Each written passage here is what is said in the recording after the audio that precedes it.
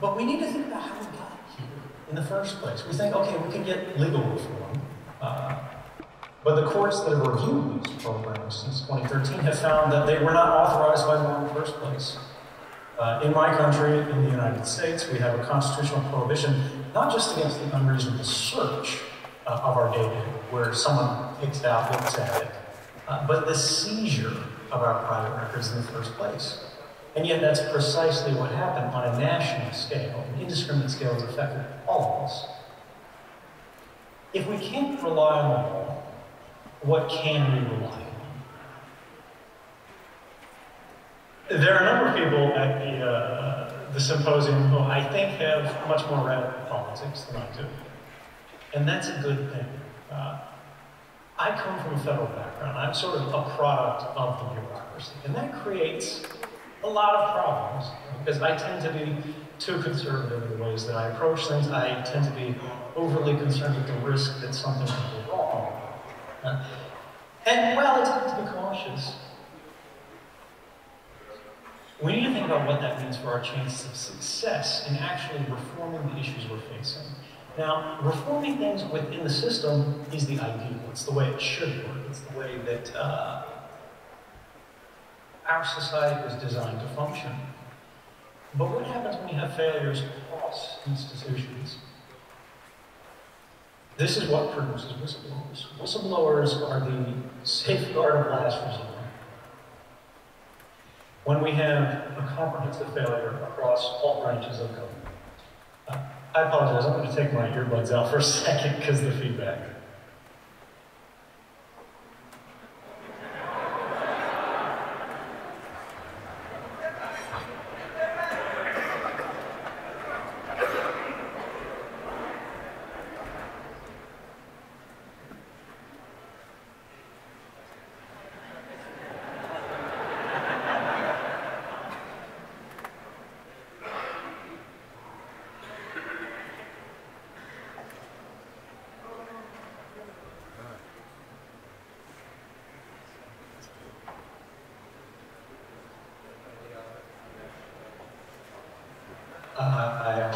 Testing, repeat there. Can you hear me?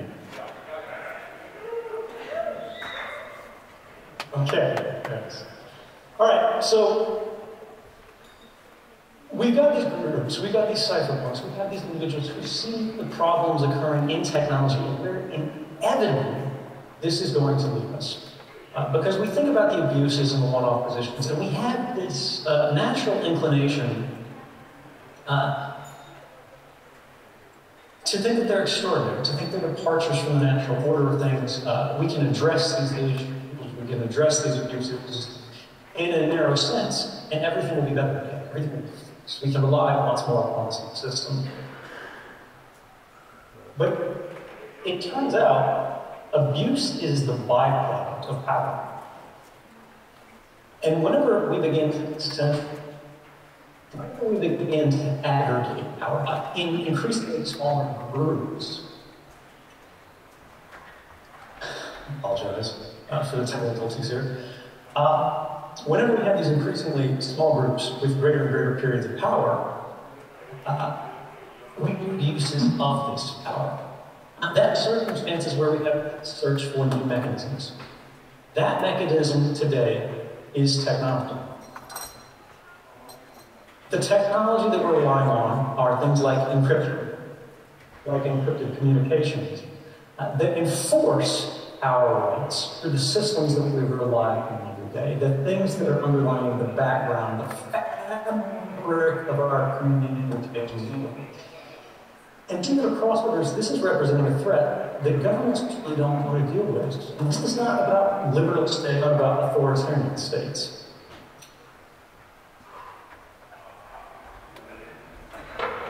It's about capability to not the nature of government, the nature of society, the nature of our civil organizations.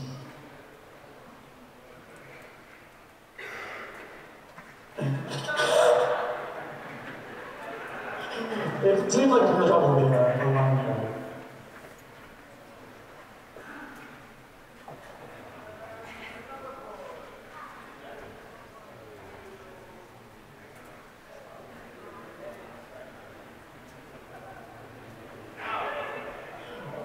Okay, we're trying again here. If I can convince the point, there's an intersection of technology and access to information in society. We refer to this as the communications fabric that we all rely upon today. The internet is the shorthand for it, but it existed before that. It's simply all our telephony and all of these other capabilities are in a global mesh that increasingly impacts the lives of all of us, but over which we have less and less influence over time. Now, the application of new technologies, our science, such as encryption, mathematics, secure communications, allows us to enforce these rights across borders. Whether you're a liberal state, whether you're an authoritarian state, whether you're trying to make sure that someone can communicate between a journalist and a source in the United States, or Russia or China or somewhere else, this is what we have to do. We have to accept that the only way to protect the rights of one is to protect the rights of all. But increasingly, this represents a threat to government because they see this as a domain of activity that they'll no longer be able to intervene. They'll no longer be able to regulate. The President of the United States just yesterday spoke at South by Southwest on the Apple versus FBI controversy. And he, again, contextualized it in the false choice between privacy and security. But the reality is, we can have both. But we can only have both if we have one or the other. If we don't have privacy, we can't have security. We don't have an open society. We don't have a free society. We don't have the liberal tradition that we ourselves inherited. Rather than watching people because you have some suspicion that they've done something wrong, you're watching everybody all the time because they could abuse their liberties, but not because they have. Now, why does this matter? Why do we care about the metadata? Why do we care about sort of this bulk collection, this pre-criminal surveillance regime that's now occurring? And I would argue that Thomas Drake, speaking yesterday actually, had the most succinct and important case study for this, which is Jeffrey Sterling. This is a CIA employee who allegedly they've been convicted on this basis of being the source of a prominent reporter at the New York Times who was investigating CIA activities. And this individual had witnessed a case where the United States government was trying to run an operation against Iran. And because of mistakes, poor handling of the case, of the operation, they actually advanced Iran's nuclear program by trying to provide them with nuclear weapons plans that were flawed, but the flaws were trivially detected. And so the Iranians simply remediated the flaw and had a design that they could use. He pointed out quite rightly that the only evidence put forth at the trial was the fact that this individual had access to the information and that there were metadata communication records between this individual and the else. Now, in previous eras, this would be considered circumstantial evidence. It wouldn't pass the burden of reasonable doubt. But this individual was convicted on that basis. Which means every individual who thinks about calling journalists now recognizes that whether or not they actually did anything, whether or not they were actually the source, simply calling a journalist and having access to information is enough to get you convicted in court of law. Now, this dynamic between the activities of our press and the activities of our communications sector have to be resolved. We have to create a fabric that is reliable, that is transparent, that doesn't rely upon expertise. There are great, truly great projects that we should all be excited about, like Subgraph OS that was just revealed yesterday, came out of alpha, or is going into alpha. And I plan to use this myself. But we have to recognize that these things are still inaccessible for the majority of users. These are inaccessible for journalists. These are inaccessible for most people who aren't specialists. And this leaves us in the state we have today that's completely backwards, where we're reliant upon groups like Apple, for-profit groups, corporate groups, to stand up and defend our rights, when that should be happening regardless of whether or not a corporation thinks this is the right thing they want them to do.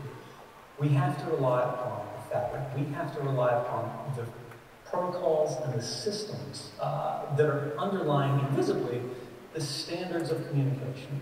Now, what does this actually look like? What does this actually mean? This means a change in our political thinking, where we begin to get a little bit more radical as both technologists and journalists. We have a messaging problem when the President of the United States can argue that factual positions that have been arrived at by studies in groups like MIT, computer science researchers, cryptographers, that say there is no safe way to provide exceptional access to the encrypted communications of one group without endangering the protection that we all enjoy.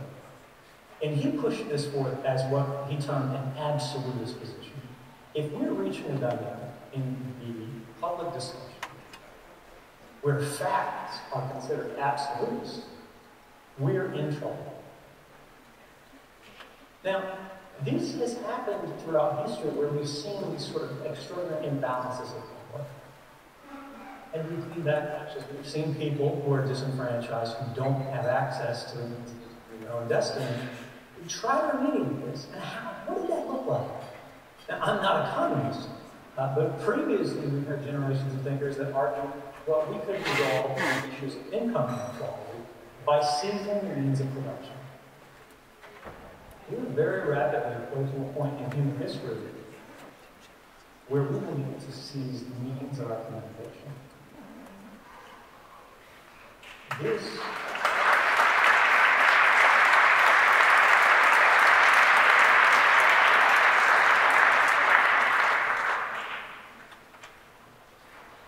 This is dangerous.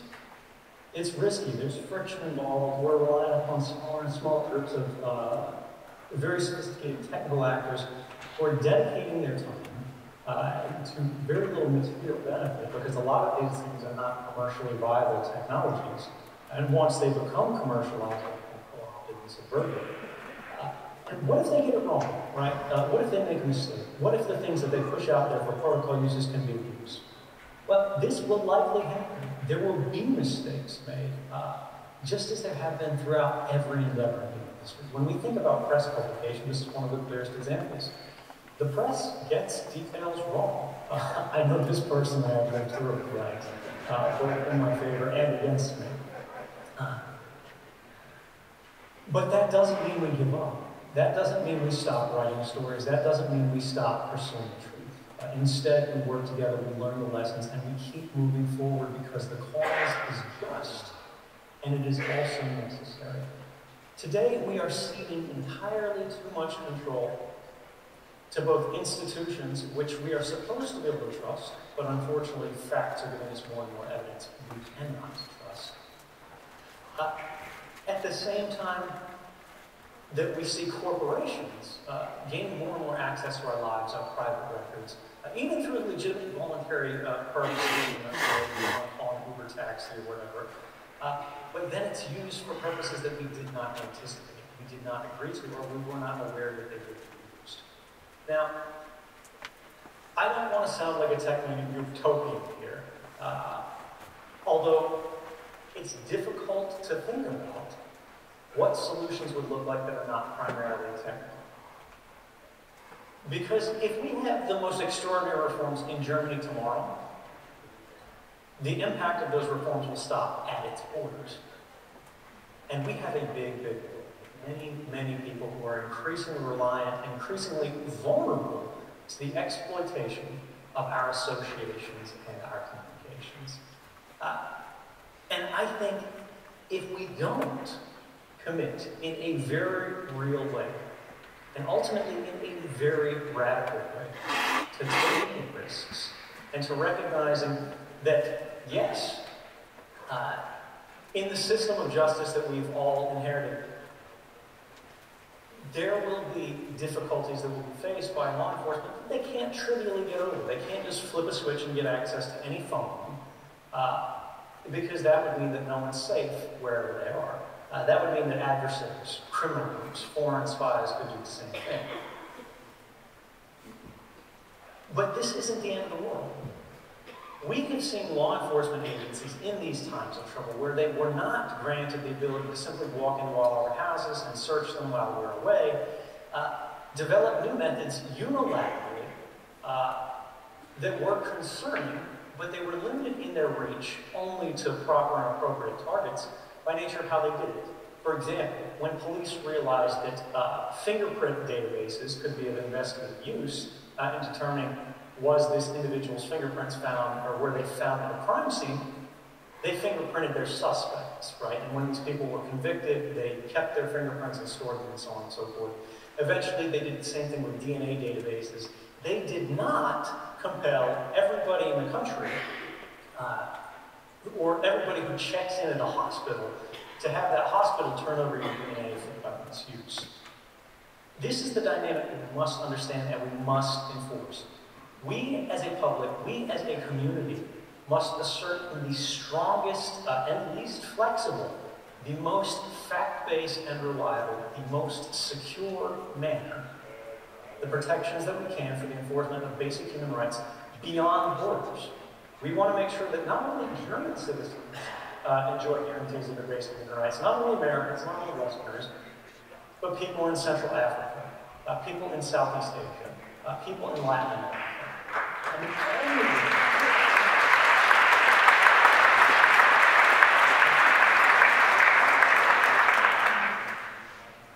And the only way to protect the rights of one person is protect them all. Now, this is going to be a fight politically because we see that politicians are consumed by the ease of fear in messaging. They have recognized over the last decade plus that saying this will save lives is persuasive to the average voter. We will never reach a point in society, I believe, where the average individual has time in their day because they have to work, they have to take care of their family, we all have different obligations, to gain a specialist level of knowledge and understanding to be able to look at how they can adjust these balances. When the government says this will save lives, people are inclined to believe them. But let's look at the actual facts. Let's look at the case of September 11th. In the United States, we had a congressional investigation, the 9/11 Commission, that looked into all the facts, that had access to all the classified information from the CIA, the NSA, the FBI, and they found that it wasn't a case that we weren't collecting enough. We had all of the information we needed to thwart the plot. The problem was our focus was so scattered because we were targeting so many things, we were focusing on so many issues, we had so many programs that were collecting so much, that we did not understand what we had, and we did not share it appropriately, and because of this, more than 3,000 lives were lost. Now, when we have politicians today that are saying, we need to collect more, when we have Parliament in France that's saying, we need to make sure that every manufacturer undermines the security of systems, gives us a backdoor, simply because some individual in an edge case, a rare case, could use it in the commission of a grievous crime, they're making us all less safe, and they are likely putting lives at risk rather than saving them. This is something that we have to focus on. Now, 9/11 is not an isolated case. In the Boston Marathon bombings in my country, we had two individuals operating in the wake of the largest, most indiscriminate dragnet surveillance program in the history of my country. And despite the fact that they were collecting the telephonic communications of everyone, both inside the United States and outside the United States, it didn't help at all. Because you have individuals who operate off the grid. Osama bin Laden stopped using the cell phone in 1998. He's not reading the newspapers today, he's gone now. His analogs are not reading the newspapers today and making their decisions on the basis of what the New York Times political debates are about. Yes, they do read newspapers. Yes, this will inform, I think, the same as everybody else does. But we should not give up our access to a free press because it might, in some potential edge case, impact the actions of one criminal, when on the other hand, it empowers the whole of our society. At the end of the day, we have to make a decision. And this is, do we want to be a controlled society? Whether or not there's an argument that will make us more safe. Or do we want to live in a free one? Because you can't have both.